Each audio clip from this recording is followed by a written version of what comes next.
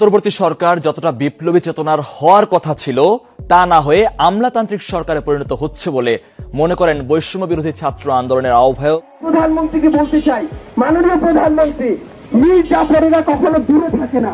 মীর জাফরেরা আপনার আশেপাশে ঘুরতি মেরে আছে, যারা এখন এমন রূপ ধারণ করেছে যেটি হয়তো আপনি বুঝতে পারছেন না। আমরা সেই ৭৫ দেখেছি বঙ্গবন্ধুর কত কাছে ওই মোস্তাক ছিল। জগন্নাথ বুঝে গেছে সব শালারা বাটপার, সব শালারা বাটপার।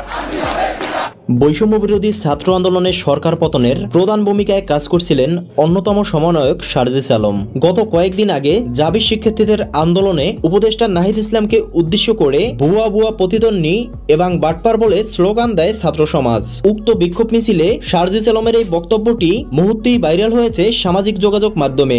এই মোস্তাকদের নোংরা চক্রান্তে ৭৫ আমরা আমাদের বঙ্গবন্ধুকে হারিয়েছি। তারা যে ২৪ সালে দাঁড়িয়ে আমাদের তরুণ প্রজন্মকে ধ্বংস না করে, আমাদের তরুণ প্রজন্মকে হারাতে না হয়, সেজন্য এখনই আমাদের।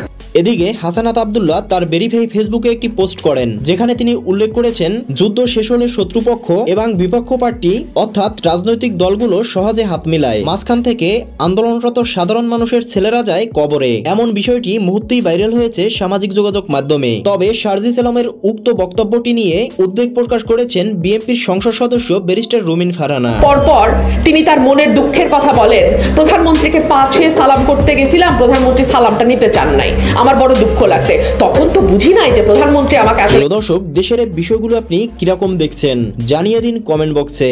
এছাড়া ভিডিওটি ভালো লাগলে একটা লাইক দিয়ে চ্যানেলটি সাবস্ক্রাইব করে পাশে থাকুন।